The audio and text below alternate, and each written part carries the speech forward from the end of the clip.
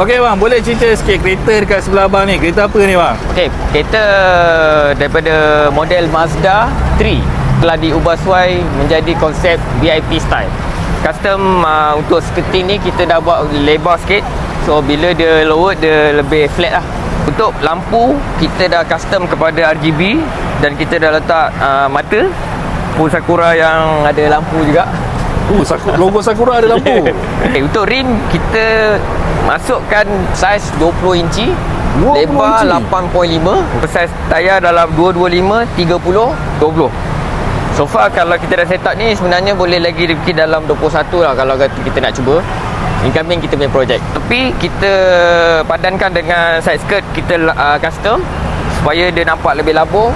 So bila parking dia lebih nampak cantik lah. Okay, untuk side belakang kita pun custom juga RGB.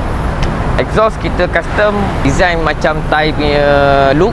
Bonnet kita ada special, kita ada custom exhaust 4-way 4 channel.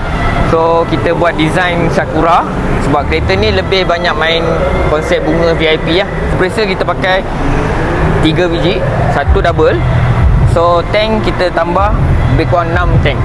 Okey, untuk dalam kita bagi tahu kita main konsep VIP. So custom untuk table VIP. So kita ada penambahan Tifana custom juga, RGB. Kita ada tambahan meter DV dan juga inilah side mirror spoon lah. Kita ada lampu gear knob crystal. So antara keunikan kereta ni juga adalah lampu ni lah, membawa something yang kita kata kelainan yang orang tak buat. Kau beli kat kedai lampu ke kedai Yang kereta kita ni? beli kat kedai oren. Okey. Tapi kita custom lah supaya dia boleh pasang dekat kereta. Konsep PS ni kita gunakan sistem exhaust untuk 4-way. Okey. So kalau kita kata untuk kelainan exhaust ni antara yang terbaru lah permainan dia orang. Oh, maknanya awak exhaust pakai konsol tu? Kita boleh pakai ni dan juga dia ada satu sistem memori yang kita boleh berjoget. Hanya tekan satu button dia boleh berjoget. Okey bang, saya nak tengok ni tu bang. Alright.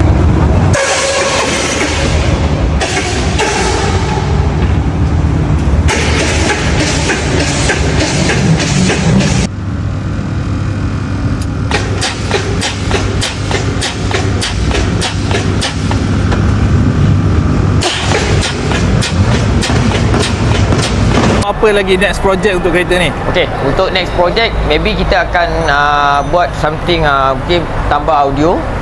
Dan interior kita akan tambah monitor. Kita akan tambah lagi konsep VIP tu. Kita lagi bagi something wow lagi. Okey bang, tadi off record abang cakap kereta ni boleh keluar api. Boleh belanja sikit tak bang? Okay, Boleh. Okey bang, terima kasih banyak bang. Sama.